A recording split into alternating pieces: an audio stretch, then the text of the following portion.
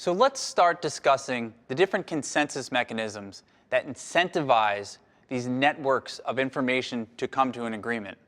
And the first one is called proof of work. And what proof of work does is it basically burns a lot of energy to create security. So however much energy is burned on one side is how much security you wind up with the other side. And so proof of work is exactly how it sounds. You have to prove that some work is being done.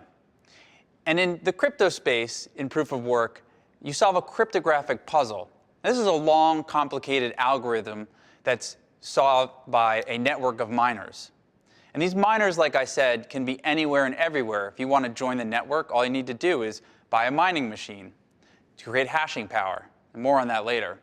And lastly, what's important to understand with proof of work is that you have a coin-based reward. So when a miner solves the cryptographic puzzle, they're given a reward.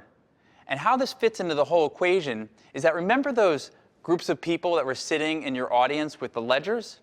Now, pretend at the same time they're trying to solve an algebra equation. And the person who solves the algebra equation also has to add the information they've received from people on stage making announcements to secure that block. And if they win that block, they get the cryptocurrency payment. So there's some different pros and cons to proof of work that I'd like to get into.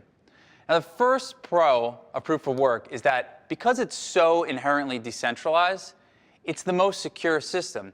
Because you can have a blockchain that has miners literally everywhere in the world. There's no limitations to it. Now, there's some problems with that, though. There's going to be a really high cost of capital.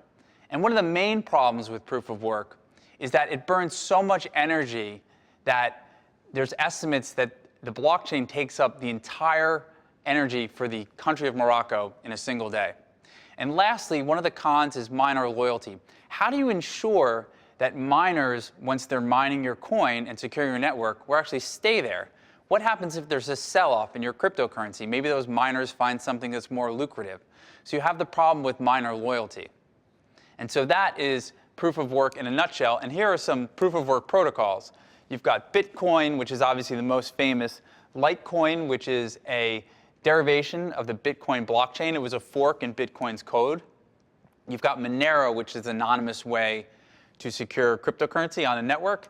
And lastly, you have Ethereum, which is now a proof of work protocol, but will be moving to a proof of stake at some point. And I'll explain that in the next video.